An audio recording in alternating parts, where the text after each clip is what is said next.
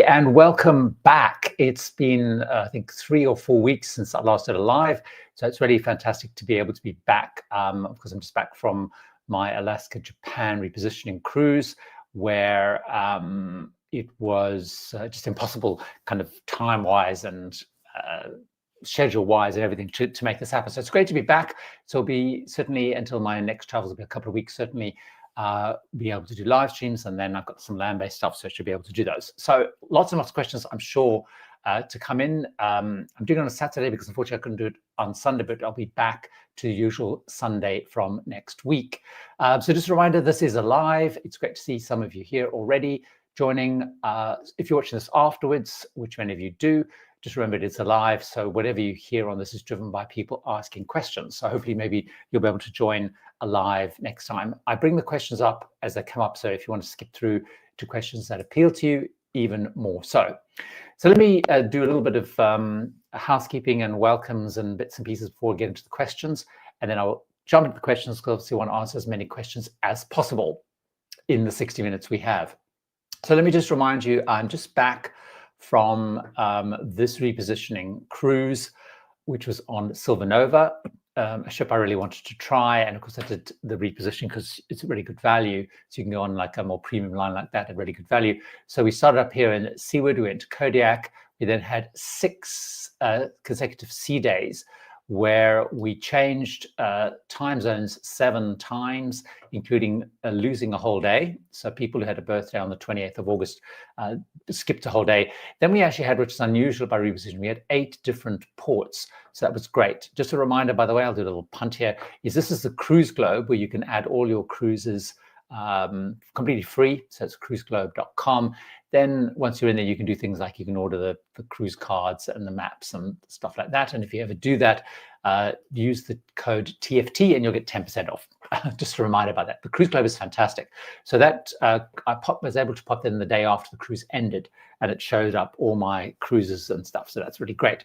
So just remember, that's what I did. So let's dive into the questions. I'll talk a bit later about the video that's coming up today. So See the World asked a question. Good to see you here. Just a reminder, as See the World did write the word question, and I'll mention some of the regulars as we come through to their various questions or comments. Every January, I attend a travel show in Manchester. I suspect that might be the Destinations travel show. Is there any event in the UK which is well attended by cruise lines with deals worth attending for? Looking forward to your Silversea video. So See the World, there's a couple destinations which I suspect is the one, because I know they do one in Manchester, they do one in London. There's normally quite a lot of cruise lines there across quite a wide range. There is also the luxury travel, which obviously by definition tends to have the more luxury lines, very strongly represented. That's normally linked to another event, which I can't, the luxury fair generally. And you'll find all the lines there normally have deals of some kind. It's different deals, but the Destinations one is probably the best one to go to. They normally have a very big cruise representation there, so I suspect that's the one you're probably going to anyway. But there's not a cruise dedicated one. I'm trying to think. I've been on a panel, and I think it was the Destinations one where Polar Routes asked me to be on the panel, and they had lots of cruise lines there, some big stands like Viking and so on. So PPPJ, I'd love to know what that PPPJ means. How is Silversea for solos? I was on this cruise, by the way, as a solo. Is it one of the companies who are happy with solo travelers as long as they pay 100% more for a cabin, which is fairly common, or do they have solo offers or even solo cabins? So you tend to find quite a lot of solos on Silversea. I've done a couple of solo trips, including to Antarctica on Silversea. I've done 2 Antarctica trips with Silversea, one on Silver Cloud and one on Silver Endeavour, and this one and a few others. What's good about Silversea is obviously they're ultra luxury, so they're kind of expensive anyway, but they do have across a range of selected cruises a 25% supplement. Now, sometimes it's been lower than that, but mostly these days it's about 25%. So you can often do that. So for example, I'm looking at some cruises ahead of time for 27 because my 26 is full. There's a couple of cruises I'm interested in. and they're currently on sale. But some of them are on sale for 30% or 40% off until, if you book before November, and then it's a 25% solo, certainly on some of the ones I'm looking at. Now, it is selected cruises, but it is pretty good. Now, if you travel as a solo traveler, I personally don't do this, but they do have hosted solo traveler meetups. So on this cruise they had a solo host, and he would host every night drinks for solos, and then they would kind of go to dinner together or whatever. So they do that. I tend not to get involved in the solo program, but that certainly was there. But you're right, if you have to pick it. So the reason I originally chose them to go to Antarctica was because they had that solo deal. I think the first time one was maybe 15%, but from what I've read, it's mostly 25%. Now, I will talk a little sidebar on Silversea, because Silversea just this week have announced quite big changes to their fares. So they used to have door-to-door, port-to-port, and door-to-door would include flights, hotels, transfers, and so on to and from home. They've scrapped that, and they've moved now to 3 fares, which one of which is kind of all-inclusive plus all-inclusive, and then essential fares. Essential fares only are about 5 months before a cruise. They are the best value ones. So they've taken out excursions from the included excursions from those fares. But if you buy the all-inclusive plus, you get a shore excursions credit. The all-inclusive doesn't have that. The all-inclusive plus has refundable fare, refundable deposit. The other one doesn't have refundable deposits, and that's certainly for US travelers is quite a big issue. It's causing lots of discussion in the groups, but they have shifted that. Mike and Carrie, Mooman 547 was great. I caught up with them when I was in Seattle on the way to join this cruise, which was fantastic to see them. Looks like Silversea Japan treated you well. It was really great. I had a great time. Enjoyed the Patreon tips and encourage those who aren't Patreon to consider it. So thanks for the little punt there for Patreon. So what I did, just to let people know, is I do have a Patreon site where I do bonus content. So I have a chart here, which actually somewhere I should show, because a lot of people go like, I'm not going to pay for content. Why are you charging for content? So everything that I used to do, I still do completely as normal, no charge. So the weekly videos, the live streams, if you follow me on Instagram, Reels or whatever, that's all the content that I used to do, and I still do that. Then I have a Patreon for people who want a bit further. So what I did on this trip, for example, Patreon, I did a video partway through the trip, which is giving first impressions of what I thought of Silver Nova, the ship. So it's kind of almost unfiltered kind of thoughts.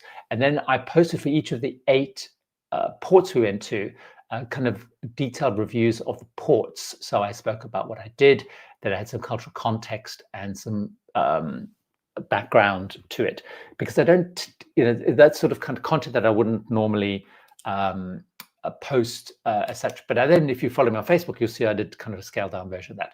So Patreon, thanks very much for that little punt there. So definitely, then there's other things in Patreon, like there's early release ad-free videos and other bits and pieces. Hetty's here, which is great to see. Thanks for joining us, Hetty. And Caroline Allen, another regular. Followed your Facebook cruise on Facebook. So there you are. That was the point. I would still post stuff on Facebook as I would normally do. I would post Instagram stories as well, which then get cross-posted on that. I actually realized, because on Instagram, you can because I sort of you can then create collections, I think they're called, where you can go back and look at past trips and stuff like that. And you can only put 100 stories in that. And I've done yesterday, when I was putting the last few bits from the trip, it stopped me doing it. So I've done 200 little clips of the trip. So that's include the ship, what I did in the ports, and that kind of stuff. So that's on Instagram and on Facebook. Anyway, having traveled extensively by land in Japan a few years ago, I loved it and wanted to go there. I love Japan. I mean, this is my 4th trip to Japan, I think it is now, and I just want to go again. I mean, I was already looking at Japan. I was already looking at kind of ports and other trips for 27 that include Japan. So what ports did I like the best and the least? So Caroline, I liked all of the ports. So what the reason that this appealed to me was this was very appealing, because of these 8 ports we went to, I had only been to Hiroshima before. All of them were new to me. So I found all of them incredibly interesting. There was only one port that was probably not wildly exciting, and it was sort of a port that was a little bit off the kind of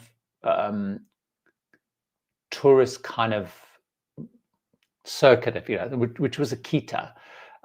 So we went out to. It was clear when you looked at the excursions there was not a lot to do. Also, when we got to there was no kind of infrastructure on the port side. It was kind of a little gazebo, so there was no kind of infrastructure, and it was very much a working port. There was a big wood chip kind of mountain next to it, and it really wasn't really geared for it. So the excursions were not terribly interesting. So we went out to a like an old farm thing, which was kind of interesting, in the Japanese house, and we went up a sort of a observation platform. It wasn't massively interesting, but the others were fascinating. So I found, for example, Kushiro was fairly interesting, but Hakodate I found absolutely fascinating. We did some amazing touristy things there. You know, we did go up different observation towers and bits and pieces and stuff like that. So I found all of them incredibly interesting, like Beppu, which was the final one we went to, which is known for its onsen, so the hot springs thing. But I went out to see these stone Buddhas, which are about an hour out. Then in other places, like it was at Amora, we went to these incredible lantern places. It was just amazing. So all of them were fantastic. Hiroshima, of course, always fascinating. This time I got to go to the Majima Island, which I hadn't done before. So all of them were amazing. And I like, you know, on the other places I've been to, absolutely just love Japan. It's fascinating. I also love the fact in Japan is obviously Japanese people are very respectful of everybody else, and there's lots of rules, which I love. There's rules everywhere, signs everywhere, which I suspect are targeted mostly at us Westerners, around what to do, what not to do. So even at the airport lounge, you know, the signs about not making calls in the lounge. If you want to make a call, go into a separate little booth that they have. So I really like that. I really like that. Jeff's here, which is great. Linnea's here, which is fantastic. Sharon, SL, Jeffrey cruising for one. Oh, so Celia and I've sort of touched on that. I personally, I actually quite like the change, to be honest. Now, I know for people generally looking at the discussion, people are not very excited about it. So I'll tell you what, I wasn't a big fan of the included excursions overall, because I felt the included excursions were not fantastic. So I found on most Silversea trips I've been on, even including this one, half of the ports I bought excursions because there were excursions that were better. Now, the problem, I agree with the excursion policy, is what they're requiring you to do is to pay when you book them. So particularly if I'm going on 27 and I book the excursion, I have to pay it in advance. But you know, if you go on like a Regent or something like that, with the extra excursions, you only pay for those kind of once no, that's not true. On Regent, you pay for them up front as well. So it's in line with Regent. But what Silversea used to do with the added excursions, I only paid for them also on board. So I think the excursion change is not great, because you're paying for excursions up front, whereas before the added ones, you like all the added ones, I only paid once I was on board. So I think the excursion one, hopefully they will do something about to not make you pay for those up front. You know, obviously you can get them refunded if you cancel them up to 48 hours before, but it's paying that money up front, particularly when you're so far ahead. Now, on the deposit issue, it's quite interesting, because I think this is definitely much more upsetting and annoying for US-based travelers. Certainly in the UK, you don't have refundable deposits. So actually, I'm hoping now, actually for me, if I go with the plus one, I actually now have a refundable deposit, which I didn't have before. Now I need to clarify that. I haven't clarified that yet. So I'm not massively upset about it, because I didn't really use door-to-door. I used to use port-to-port. But certainly with door-to-door, it's now very pick and mix. So to me, it feels, I'm less troubled by it, but I can certainly see the Silversea regulars are not happy about the changes. I suspect once the dust settles, people won't find it as bad. The thing I would like to understand, what I want to keep an eye on, is whether amongst all these changes there's actually effectively a kind of cost increase kind of put in. It's hard to tell because they're now doing this promotion with 30% off and 20% off, so it's a little bit muddying the water. But I will be interested to see whether it as effectively is a price increase. So I'm probably in the minority, definitely. I'm probably a little bit less. So I'm definitely in the minority. I can see from the groups. The Return Life, let's talk Japanese food. I love Japanese food. Aaron asking the question, any thoughts on Havila in Norway? On video, it looks great. So I have not been on it. I would like to go on it. Certainly people that have been on it have really liked it. The ships look pretty good. You need to be careful how you book it, because they do have different, because effectively it sort of acts as a ferry. So you need to have booked so many nights to have the food included and stuff. But certainly people that I know who've been on it, which is not many, have liked it. Certainly I would love to try it. I don't have it on my schedule as yet, but certainly people seem very keen about it. 7-Eleven, of course, the Return Life bringing up the point is 7-Eleven, of course, people associate 7-Eleven in the US and certainly like in the UK and stuff as being sort of just a basic kind of convenience store. Obviously in 7-Eleven, it's a different company, although 7-Eleven US is trying to buy 7-Eleven in Japan. There's a big battle going on at the moment about that. Or might have been resolved by now, but certainly there was a big battle going on. And 7-Eleven has just incredible range of food, takeaway food and stuff. It's great.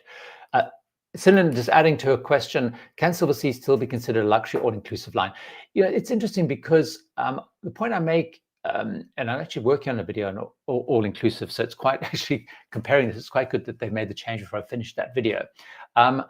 I think there are in some ways, because if you look at Seabourn, for example, Seabourn is pretty similar to that, where everything is kind of an add-on. So Regent is, and Crystal is the same. So now the outlier in the ultra luxury space is actually Regent, because Regent of the 4 ultra luxury lines is now the only one that has included excursions.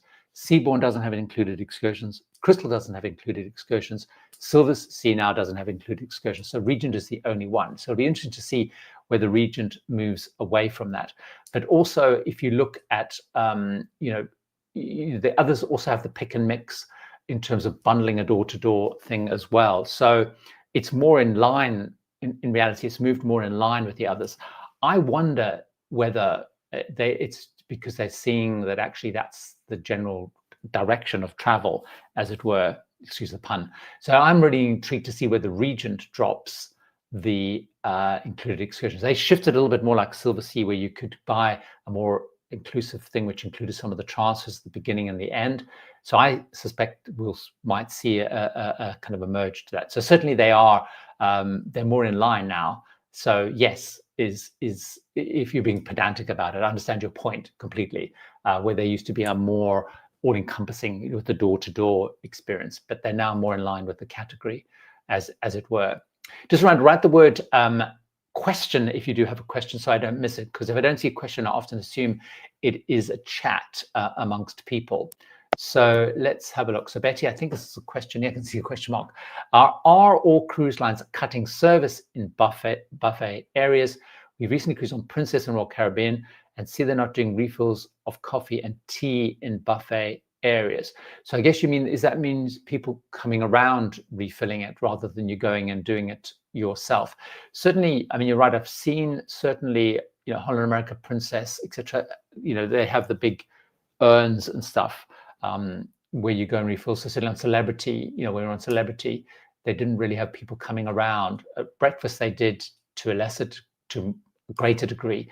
And in other meal times, you kind of got your own thing. So I don't know whether that's a change as such, but it could be. I haven't seen, to be honest with you, I haven't seen any notable change or seen any announcements about notable changes. I've certainly noted, certainly when I'm trying to think, when I've been in Celebrity on America and recently, I'm more used to going and getting a kind of a mug full myself. So I'm not sure if I haven't seen anything, Betty, around any changes on those. Hot Diggity, also a question. What about drink packages on Royal Caribbean? Royal Caribbean have a pretty wide ranging of drinks packages, non-alcoholic through to alcoholic in different levels. I think they are crazy expensive compared, like the ones on Norwegian, Royal Caribbean, Celebrity, they are incredibly expensive, but they certainly are seen as, when I look at a lot of the reviewers and things like the Royal Caribbean blog group, they are very positive about the Royal Caribbean drinks packages. So I don't know if that's answered your question, Hot Diggity. Steve O, good to see you here. How did the port stops on a small ship compare with your previous trips to Japan? Well, in reality, most of my trips, I've had trips, I guess on Queen Elizabeth was a bigger ship, but my last one was an Explorer, so it was the same, like a 700 passenger ship. Crystal was again about the same. So it was pretty similar. The key difference, Steve, on this trip was because we were going down the West Coast, we were going to ports which are definitely much less on the regular port calls. So if I look at like the Celebrity itineraries, Holland America itineraries, and I actually went back and looked at my Queen Elizabeth itineraries, they tending to call on the ports that people are, more familiar with, so that, your Nagasaki, Hiroshima, Osaka or Kobe, they go across to Busan and stuff.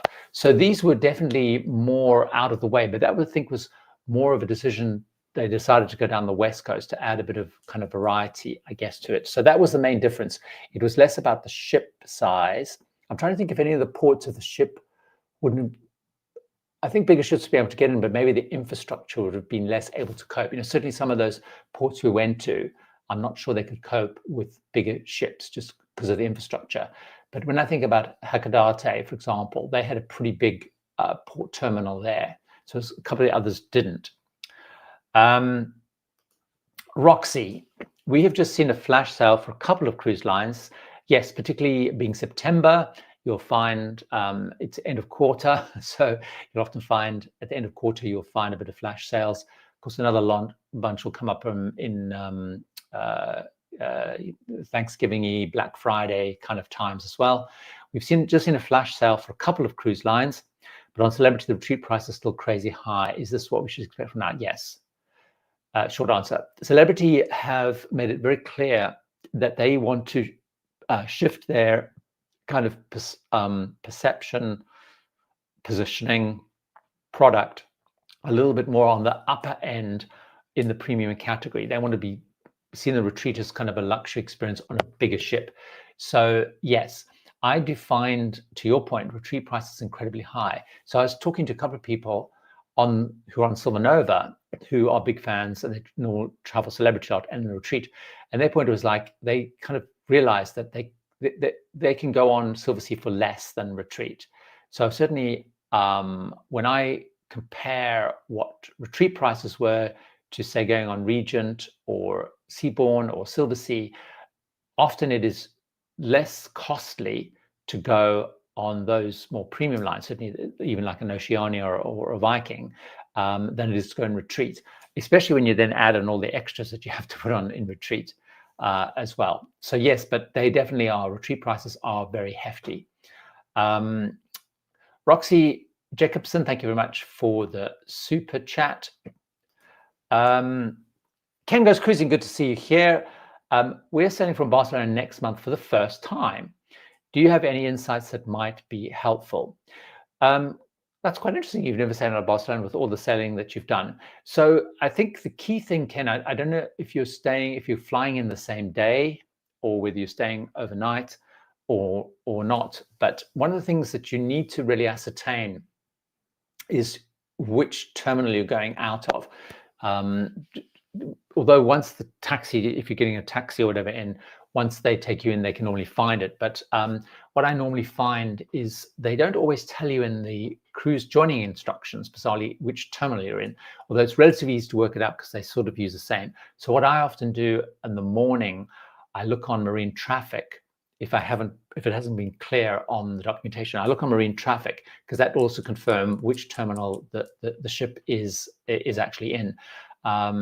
So they are also they're also going to be knocking down 2 of the terminals and merging them to 1. I can't remember when that's starting, Ken. So there may be a little bit disrupting there.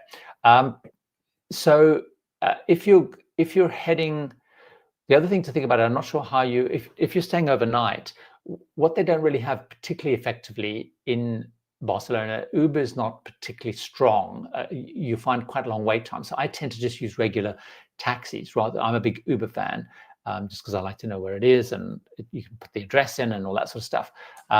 So you may find that just using regular taxis is kind of the easiest thing to do. If you're flying in the same day, it's pretty easy and quick, maybe half an hour from the terminal. Same when you get out. If you're ending up in Barcelona, there's always a lot of taxis at the end. But if you're on a big mega ship, there can be very long queues for taxis, but they're normally quite well there. So I tend to either self-disembark, particularly if I'm getting like another Symphony or Norwegian Viva or whatever. I tend to use more self-disembarking so I could get to the taxi rank pretty sharpish. What I did find, again, what's about really checking which the terminal is, if you're booking a taxi or kind of more of an Uber thing, I think I booked a Black Lane or an Uber, I can't remember. And there was some confusion. They got really confused about which terminal. And that was particularly because I was coming in on Symphony of the Seas. And Symphony is just so big, they were using effectively two different terminal exits. So some people were getting off at kind of a C and some getting off at D. And that was kind of a little bit confusing around that. So that's why just locking down that. If that doesn't answer your question, leave me a little bit more detail, Ken, and I will get back to you on that. Thank you very much, Lady Golfer. I'm getting lots of love for my Patreon. Best kind of any other vlogger, Ben and David, both have considered amount of extra content for Patreon. So yes, I do follow a little bit on Ben and David's Patreon, and they are certainly very active with lots of kind of bonus content. Jeff, hi there, Jeff. So asking the question, comparing Silversea to Regent Seven Seas, I believe Silversea is more on the formal side and Regent Seven Seas is a little bit more relaxed. What would be your overall comparison of the 2 lines? So thanks for that question, Jeff. So this is a good thing, like, what's the right word? I'm working, because I get asked this quite a lot, I'm working on, as I mentioned earlier, a video. I've got the one out on premium lines, one's coming on resort lines, and the next one I'm working on at the moment is on comparing these. But you're right, Jeff. So Silversea is definitely a little bit more formal in its approach overall. So, for example, what I found on Silversea of all of the ultra luxury lines is the most stickler, and the passengers are probably the most stickler when it comes to dress code. So, for example, they do have, even though they have the formal option, I think it's called, they do require you to wear a jacket, so you don't have to get in a bow tie or whatever, but they do ask for you to wear a jacket. So and definitely if you follow the Facebook groups, Silversea passengers in the Facebook groups definitely get much. Whoops, sorry, knocking things over. Get much more exercised, if that's the right word, about kind of dress code and people dressing smartly. Whereas on Regent Seven Seas, it's definitely a much more relaxed. So it's not that people dress badly, but it's much more relaxed. So, for example, Regent Seven Seas has even loosened their policy where you can wear jeans, for example, whether they call them smart jeans or whatever, but you could wear jeans for dinner if you wanted to, which would definitely not be would be frowned upon on Silversea. So it is a little bit more kind of formal as such. Also on Silversea, the fact that every cabin has a butler, so that also adds a sense, a little bit of the formality, if you like. So you have a butler and then you have a cabin steward, whereas on Regent Seven Seas you have to be in a penthouse or above before you get a butler, so there's not many people have a butler. So Regent Seven Seas is a little bit more relaxed, a little bit more informal. So Silversea really focus, their sort of big point of difference, if you like, is around, they have the SALT program, SALT, Sea and Land Taste, which they're now rolling out much more aggressively across all of their ships. So in the SALT program, they have effectively you have two sort of main dining rooms. You have Atlantide and then the Salt. And Salt will always have a menu linked to the destination. So the menu changes quite frequently around the destination. Then you have the Salt. So you have that. You have the Salt Kitchen, which is the cooking classes. Now the cooking classes there are included in the fare. On Regent, you pay to go to the cooking classes. They have the Salt Bar, where again they will have cocktails and things linked to the region. So, for example, because we had come from Alaska into Japan, they had more kind of Japanese themed kind of drinks. You had more Japanese spirits and sake and that sort of stuff on. They also have Salt excursions, which are food-based excursions, which are very expensive. Then they have cooking demos as well, which would normally be run by the Salt team. I think that's all the things that I've mentioned. So that's sort of their big kind of concept, if you like.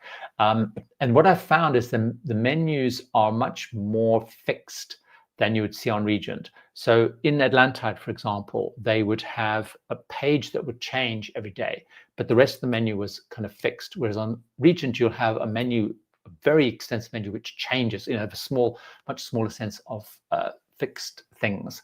I also think that although Silversea places a lot of emphasis on Salt, I would say overall the food is okay. I would say Regent probably nudges them when it comes to food, where Crystal nudges all of them when it comes to food. It was interesting because of all the people I spoke to, the only thing that people on this particular trip were less enthusiastic about was the food. I think people expect to be kind of a little bit more elevated. Regent, the other thing on Silversea is Silversea has quite a wide range and different types of ships within the fleet. So you've got, say, Silver Whisper through to Silver Nova, you've got Silver Moon, Silver whatever. So the ships are very different. So depending on which ship you go in, you're going to get different combinations of restaurants and venues and so on. Whereas the Regent ships are basically all the same. Now, when they launch Prestige, which is coming next year, they are playing around a little bit with the layout. That's going up to 850 passengers, if I remember correctly. But basically, the ships are all the sort of the same core layout. So the ships are very familiar, the same. So the experience across all the ships is much more similar. Whereas if you go on Whisper, it's quite a different experience to go on Nova, which is a very different type of ship. And obviously, Silversea has Expedition, which Regent don't. Let me think if there's anything different. So I mean, I like both. I'm a big fan of Regent, as you know. I will tell them more because I've got my next cruise as such is a Regent cruise. So that's going from New York to Miami for a 2-week cruise. I've swapped that out for the Africa one I was due to be doing. So it'll be quite good again to be back on them relatively close to each other to compare. I'm sure I've probably left things out of that, but thanks for that question. So Jack very kindly, Jack is a channel member and very kindly left a super chat. I think that's what it's called. I have a very rich cousin, nice, who's wondering about doing a luxury top-tier cruise line or rent a motor yacht with crew. Any pros or cons for either? Okay, well, renting could have a yacht will definitely cost probably way more. I think, I've never done that part. I would like to experience it if anyone's got a rich cousin who wants to with a yacht. But I think, the thing is, if you're going on a luxury cruise liner, you're obviously going to get all the choice. So it's all going to be organized and laid on for you. So you're going to have a choice of dining, you're going to have entertainment. Whereas on a nice yacht with a crew, obviously, I guess they're going to tailor it much more for you, but you're not going to have all the bells and whistles and entertainment and excursions and stuff. So I would probably go with the very luxurious cruise line. And first of all, it's going to be bigger, so you're going to find it a little bit more stable. If you're worried about moving and stuff, on those yachts, going to move around much more. But you're going to have the whole experience of dining options, dining choice, excursions, and so on. So I would probably go with that as a starter, and then see how that goes. So let's have Eunice asking question: was your cruise a round trip? Hope you saw that. It's not. It's a repositioning. Let's have a look. Let me go back because I did jump down, and let's have a look. Just remember to write the word question so I don't miss it. Big Trouble. Windstar. I like Windstar. I have a video, Big Trouble, about Windstar. So if you go to the channel, there's a little search button. If you type in Windstar, you'll see my recent review of Windstar. So they are much smaller ships. They have some new builds coming, which I'm very excited about. It'd be good to try. They're very destination focused. Obviously, they're small ships, so they don't have necessarily all the amount of choice that you have, but they have really interesting people. People are there very much to the destinations. It's very informal, very casual. Things like dress codes and stuff. People don't really bother that much about it. The ships are very nice. They are obviously mostly the old seaborne ships which have been cut and stretched. They do have the yachts, which I haven't been on.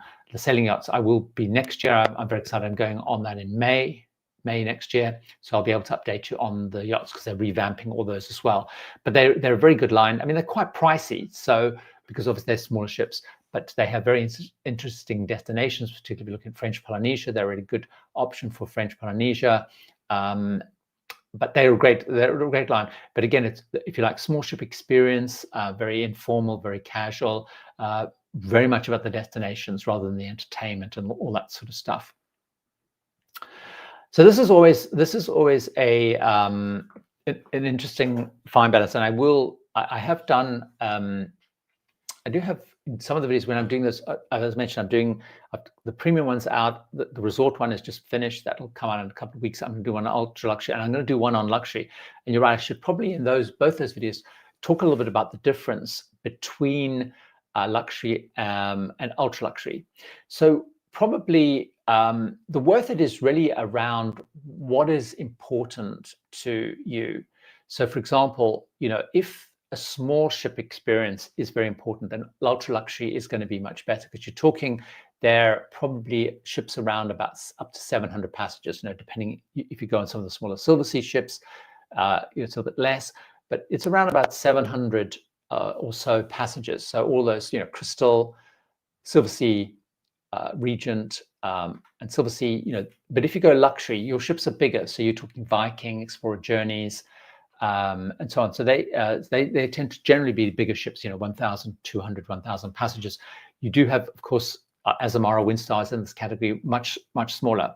So a lot of it is around what do you want? What do you really want? So the advantage with ultra luxury is that, even though we heard a little bit earlier, things like excursions have been taken out of some of them, everything's a little bit more included. So what I really like about ultra luxury is all your drinks, all your gratuities, your Wi-Fi, all that stuff. It's all just included. So you literally you have to sign anything off.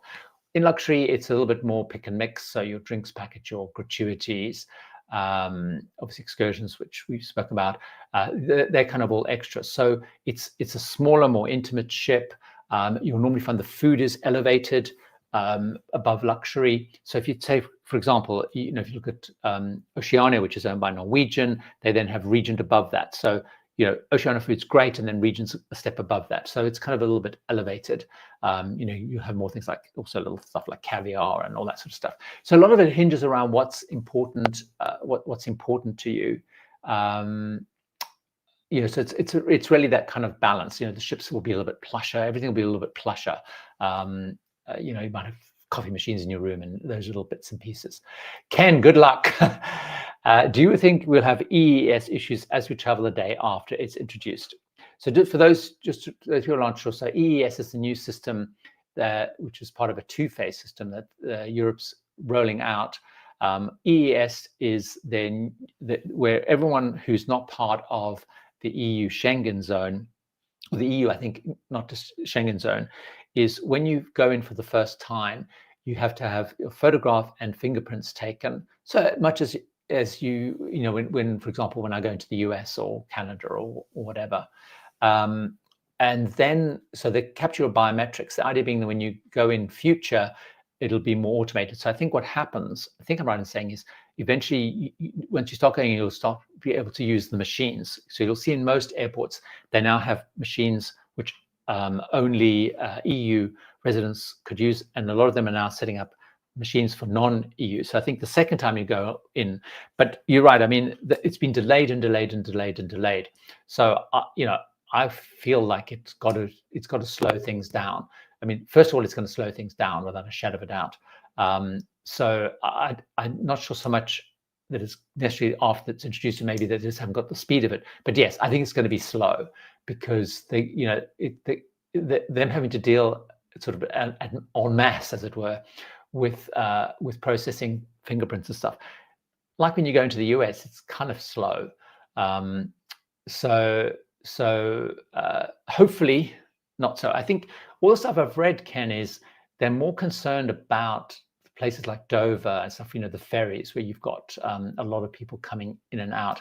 And they were talking about introducing people doing stuff on iPads and stuff. So, and there's still talk about being able to preload some of the stuff, but I haven't seen any of that.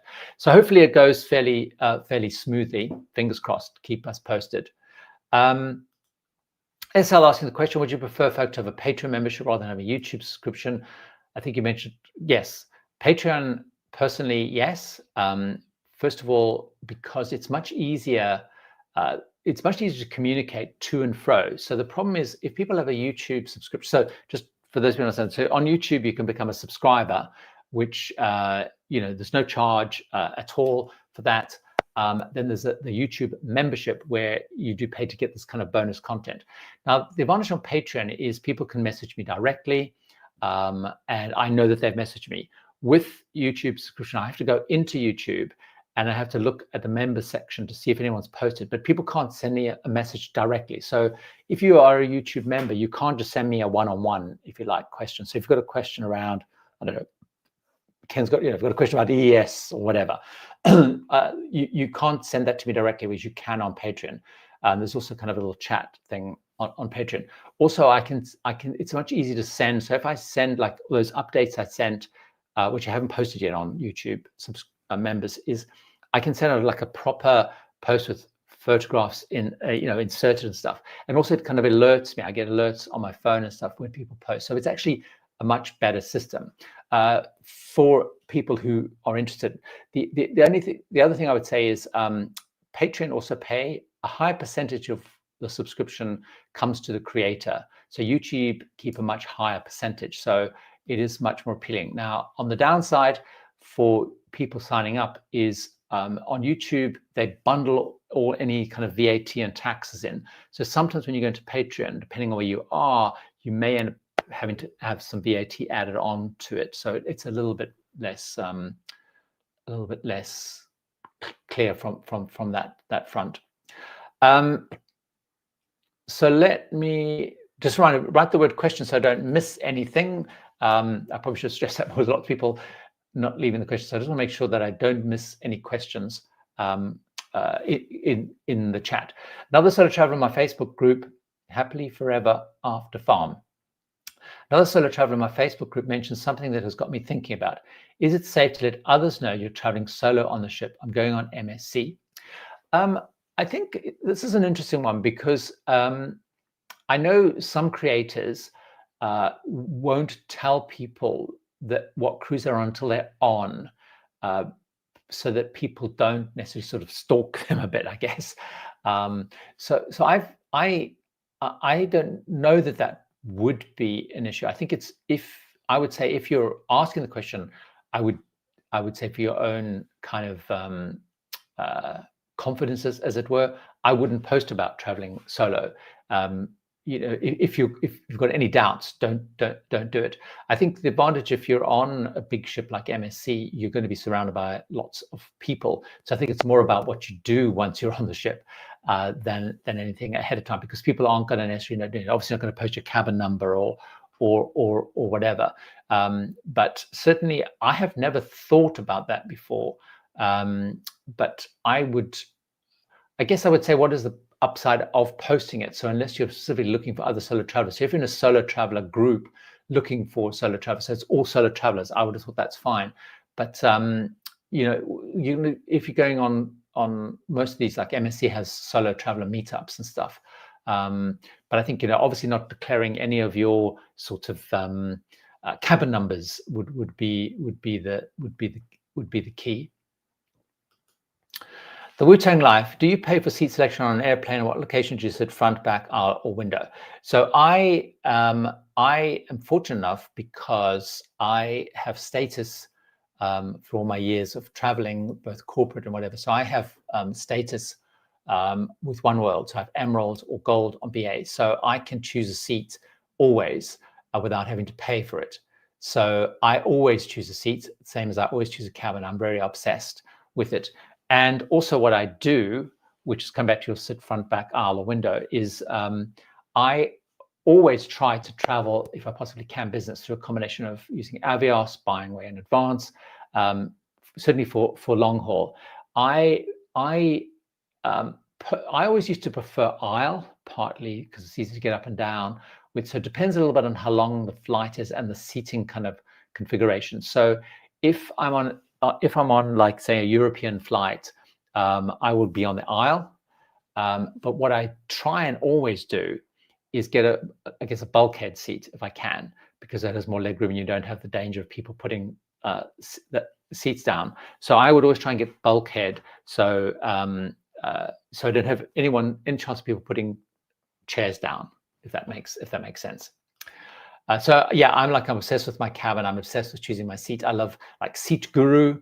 It's if I'm going on an airline that I haven't been on before or route, I go and look at Seat Guru to see which are the seats that are green and which are amber.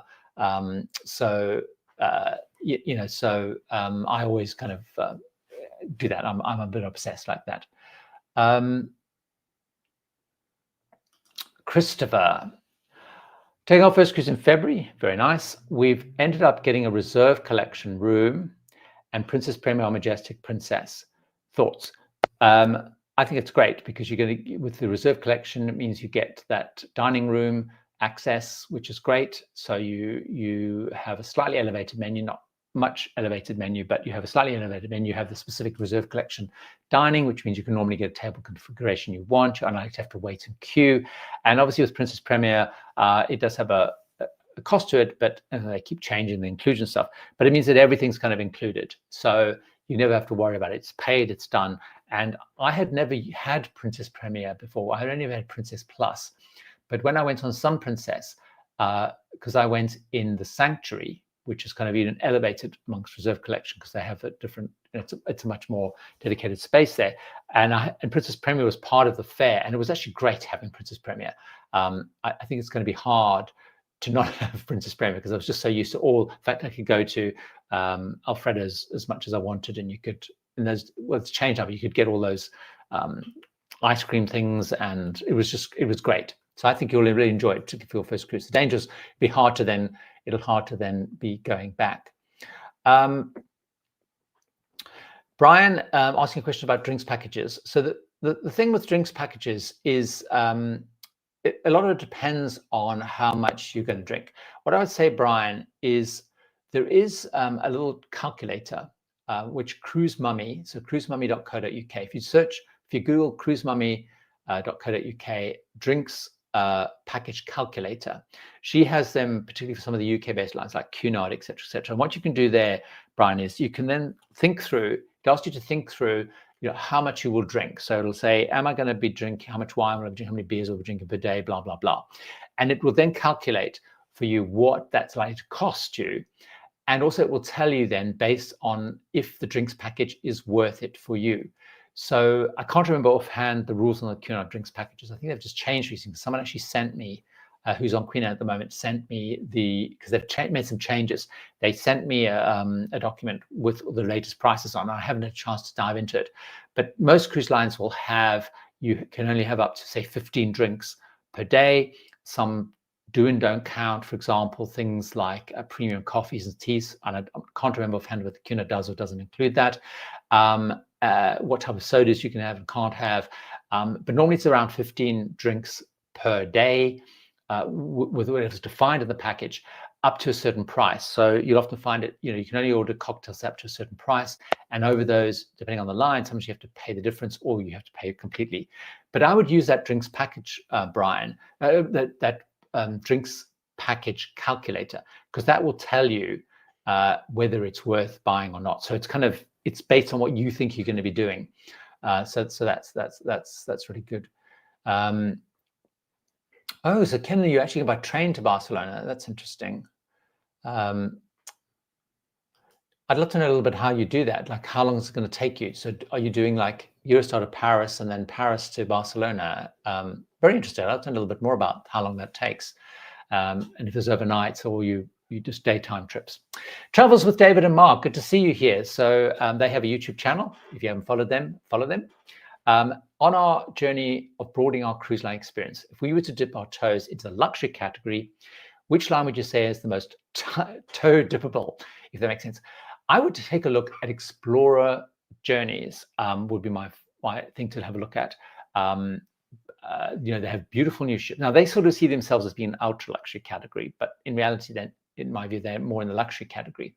But I would take a look at them because they're very beautiful ships. Unfortunately, they're a little bit limited at the moment on some of the itineraries, but because they've only got 2 ships, but they're launching 3 and 4, and so they're starting to expand a little bit. They're doing stuff in the Middle East. They've got Asia they've announced, Alaska they've announced. But certainly, if you're sort of experimenting, you've got some good Caribbean, some good Mediterranean. They're mostly 7-day routes. You can, if you follow their social media, follow their sign up for their newsletter, you can jump on some of the promotions that they're doing, because they do quite interesting promotions. They do very cost-effective repositioning cruises between Europe and the Caribbean. That's another thing to look at. But I would take a look at them because they're new. They're kind of very contemporary. The ships are very nice. Their food's pretty good. Quite a good range of kind of inclusions. So that would be the one I would suggest, which I think you guys would like, based on stuff that I've seen that you do. But the other thing, and also it's very good and topical for YouTube as well, because people are sort of interested in Explorer Journeys. They're getting more mixed reviews these days, partly because they were selling very low capacity, and as they're getting filled up, people are getting a little bit more critical of them, particularly things like dining. It's more challenging sometimes to get into some of the non specialty restaurants, which are all but one is included in the price. They have some great like Sakura, great Asian stuff like that. Anyway, so that will be number one to look at. The second thing I would take a look at, which is a line which I really like, is Oceania. I would focus on their bigger ships, so Riviera and Marina, which are the older ones, Vista and Allura. Because they're phasing out their smaller R-class ships. They do have some very interesting itineraries. So particularly if you're looking at more interesting itineraries, so Explorer are pretty limited on itineraries. Oceania have a wide range of itineraries. So for example, we're doing Oceania, Mark and I do Oceania Christmas, from Australia to French Polynesian Islands, but they have great stuff around Japan and South America and all over. And even their itineraries in the Caribbean and the Mediterranean are very interesting. That's the other one I would probably look at. Those are the 2 I would look at. They're the sort of, you've obviously got Azamara, Windstar stuff, but those are the 2 that kind of pop into my head. It's a good kind of evolution because they're quite bigger ships, quite a lot of choice. If you go Azamara, Windstar, it's quite a shock almost if you're going from resort and premium ships. It's a good kind of transition in. So those would be the 2. Noel, is Explorer the better option for luxury line, but have some teens to hang with my kids 18 to 14? I like small luxury lines, Emerald Yachts to talk. Yes. So definitely, if you're looking at the luxury, Explorer Journeys are actively positioning and encouraging families. They have kids clubs. 18 and 14, 18 won't be covered. The 14 probably is covered by the kids club, which I've forgotten the name of, Nautilus, I think it's called. And certainly on their newer ships, they're expanding the kids. So 3, 4, and 5 and 6 have bigger kids facilities and kids programs. So your greatest chance of having kids on board is on Explorer. If you go on any of the others, you'll find it less likely to have kids on. And kids are probably more frowned on, is probably exaggerating. It's more the passengers are hoping for a more adult experience. Whereas I think, Explorer is unashamedly positioning more for families. So I think you'll find the greatest chance of having other kids on. If you go on some of the others, in key school holiday time, you like to have kids, but Explorer is definitely the one aiming more at families. So that's the one that I would absolutely good for. Fishman, are you ever going to try Riverside luxury cruises? I'm interested in how this would compare with the others you've tried. I would like to try Riverside. They are very expensive. And that sort of, when I looked at, when I eventually decided to go back on Avalon, I did look at Riverside. They are pretty costly. I would like to try them. I don't have any active plans, so certainly it won't be next year because my schedule is completely full for next year. So they are sort of on my list. I have a list of things I want to do, so they are, but I don't have anything booked yet. Diabetic saying salt, if you realize that it could be last. Mark, do you always tip your butler on Cunard voyage? Now, this is also an interesting topical question because I actually was discussing this afternoon with Mark. Mark is actually on Queen Mary 2 at the moment with his best friend, just doing a short 4-nighter, and he was asking me the whole question around tipping. Now, tipping is on Cunard is included in it's added onto your bill daily, as you know, Mark. So the answer is it depends. So I have been on a Cunard voyage before. I've been on quite a few Cunard voyages, and the last one that we did, which was on Queen Anne, we did not tip our butler, although we did actually tip our cabin steward, because the cabin steward was fantastic. He was just brilliant, really hardworking, very helpful, very friendly. Our butler was terrible. We discovered that it was the first time he'd ever worked on ships, the first time he'd been a butler, and he just didn't, everything we asked him was not right, so we didn't tip him. So I'm probably from the wrong school of tipping, but I tend to literally based on service. Since we all tips, since I'm paying, they've added gratuities on, so I will tip when people are good. Now, in most cases they are. So I don't always tip butler. Past voyages I have, we're doing a crossing again next year in June. So again, if the butler's fantastic, I will probably tip above. So discussion I had with Mark, so that's about the waiting staff, because obviously you have the same table and stuff like that, and the butler. And so no, the short answer to your question is no, and I do literally base it on how good they are. Good add-on there from Aaron about also deciding are the ports of destination right. So that's a really interesting one as well. I was going to add, before I come back to Deb's questions, so PPPJ, what river cruise company is top of the super duper luxury? The question from above that was asked, Riverside is kind of the top of the top. But Riverside and UniWorld are kind of the top. And Scenic, you could argue, are the three real kind of the top. But Riverside is probably the one that's the biggest. They have the old crystal ships, which are pretty magnificent, really big cabins and so on. Deb asking the question, my family of 6 are doing a 14-day transatlantic cruise this November on Norwegian Breakaway. This is my first Atlantic cruise. Any advice for the 5 continuous days of sailing? So Deb, I don't think it'll be out in time, but I've been working on some repositioning cruise videos because a lot of people ask me stuff on that, obviously just being on a repositioning, although it's trans-Pacific.